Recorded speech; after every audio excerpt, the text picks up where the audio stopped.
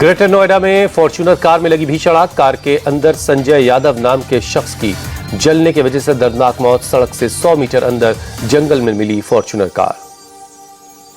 मृतक के परिवार की तहरीर के आधार पर पुलिस ने 2 लोगों को हिरासत में लिया। हिरासत में लिए गए दोनों युवक मृतक के दोस्त हैं। ज्वेलरी के लेन देन को लेकर विवाद की आशंका है।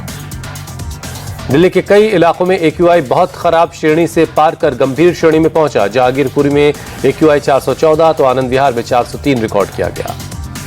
प्रदूषण बढ़ने से गैस चैम्बर में तब्दील होने लगी है दिल्ली। जहरीली हवा ने पूरी दिल्ली को ढका। अक्षरधाम मंदिर के पास छाई धुंध।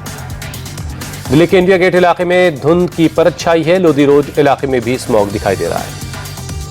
दिल्ली का औसत AQI 349 दर्ज किया गया। NCR में गाजियाबाद में सबसे ज्यादा 371 AQI रहा। नोएडा में 297 और गुरुग्राम में 252 दर्ज किया गया। बढ़ते वायु प्रदूषण को लेकर दिल्ली में पानी के छिड़काव में तेजी लाई गई। पानी का छिड़काव करने के लिए 6000 कर्मियों को संख्या बढ़ाई गई है। आज से 40 से ज्यादा फेरे लगाएगी दिल्ली मेट्रो। DTC की बसें भी पहले से ज्यादा चलेंगी। प्राइवेट गाड़ियों को सड़कों पर कम करने पर जोर है। हरियाणा के कैथल में धड़ल्ले से जलाई जा रही पराली। पटियाला रोड बाईपास के पास कई जगहों पर पराली जलने की घटनाएं सामने आ रही हैं। यूपी में सुबह सुबह पड़ने लगी है ठंड। मुरादाबाद में अभी से आसमान में छाने लगा है स्मॉग। रूस के कजान में चल रहे 16वें ब्रिक्स शिखर सम्मेलन का आज दूसरा दिन है। पीएम मोदी आज दोपहर 2:30 बजे शिखर सम्मेलन में शामिल होंगे। पीएम मोदी की आज चीन के राष्ट्रपति शी जिनपिंग के साथ द्विपक्षीय बैठक है। करीब 5 साल बाद दोनों नेता आमने सामने होंगे। LOC पर हो सकती है चर्चा। ब्रिक्स समिट के दौरान राष्ट्रपति पुतिन ने किया डिनर का आयोजन। पीएम मोदी का डिनर के मौके पर गर्मजोशी से स्वागत किया। पीएम ने डिनर के दौरान संगीत के कार्यक्रम में हिस्सा लिया। राष्ट्रपति पुतिन और शी जिनपिंग समेत सभी राष्ट्राध्यक्ष मौजूद रहे। पीएम मोदी ने राष्ट्रपति पुतिन से की द्विपक्षीय वार्ता। रूस और भारत के रिश्तों को बताया ऐतिहासिक। यूक्रेन युद्ध पर पीएम मोदी ने भारत के स्टैंड को कायम रखा। कहा, हम हर समस्या का समाधान बातचीत से चाहते हैं। भारत शांति का समर्थक है। पुतिन ने पीएम मोदी से अपने रिश्तों को बताया खास। कहा, मेरी बात अब आप बिना ट्रांसलेटर के समझ जाते हैं। दिल्ली की जामिया यूनिवर्सिटी में दिवाली सेलिब्रेशन के दौरान छात्रों के 2 गुटों में झड़प। सेलिब्रेशन का विरोध कर रहे गुट ने फलस्तीन जिंदाबाद के नारे लगाए। दिवाली सेलिब्रेशन के लिए कुछ छात्रों ने यूनिवर्सिटी में दीप जलाए और पटाखे फोड़े। कुछ छात्रों ने मौके पर पहुंचकर सेलिब्रेशन का विरोध किया। सेलिब्रेशन का विरोध कर रहे छात्रों ने दिए बुझा दिए। मौके पर पहुंची पुलिस को बिखरे हुए दिए मिले। दोनों गुटों को शांत करवाया गया। बेंगलुरु के बाबू साहब पारिया के इलाके में एक इमारत गिरी। मलबे में दबने से 5 लोगों की मौत। 13 लोगों को रेस्क्यू किया गया। बेंगलुरु के होरमाऊ अगरा इलाके में रेस्क्यू अभियान अभी भी जारी है। मलबे में अभी भी कई लोगों के फंसे होने की आशंका है। महाराष्ट्र में महाविकास अघाड़ी के बीच सीटों के बंटवारे पर गतिरोध बना हुआ है। शिवसेना UBT आज जारी कर सकती उम्मीदवारों के नाम की लिस्ट। सूत्रों के मुताबिक महाविकास अघाड़ी में अब तक सीट शेयरिंग पर सहमति नहीं बनी है। कांग्रेस 105 से 107 सीटों पर चुनाव लड़ सकती है।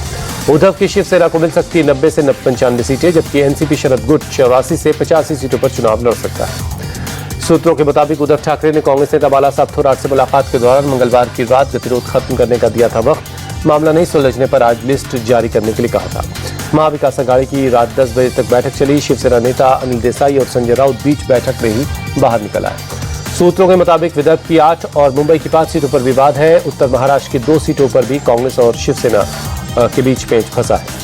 बैठक के बाद संजय राउत ने MBA में किसी तरह के विवाद से इनकार किया। कहा, सब कुछ ठीक है, बुधवार को प्रेस कॉन्फ्रेंस हम करेंगे। MBA की बैठक के बाद प्रदेश कांग्रेस अध्यक्ष नाना पटोले ने माना 4 से 5 जगहों पर गतिरोध है। कहा, बुधवार को मामला सुलझा लिया जाएगा और लिस्ट जारी कर दी जाएगी। महाराष्ट्र बीजेपी अध्यक्ष चंद्रशेखर बावनकुले ने उद्धव ठाकरे पर साधा निशाना। कहा, उनका गठबंधन विचारधाराओं का नहीं है, ये सिर्फ पीएम मोदी और विकास का विरोध करने वालों के लिए बना है। पहली लिस्ट जारी करने के बाद एकनाथ शिंदे ने आज शिवसेना नेताओं की बिठाई बैठक। शाम 6 बजे वर्षा बंगले पर बैठक होगी। उम्मीदवारों को AB फॉर्म दिया जाएगा। बीजेपी नेता नारायण राणे के बेटे नीलेश राणे आज शिवसेना शिंदे गुट में शामिल होंगे।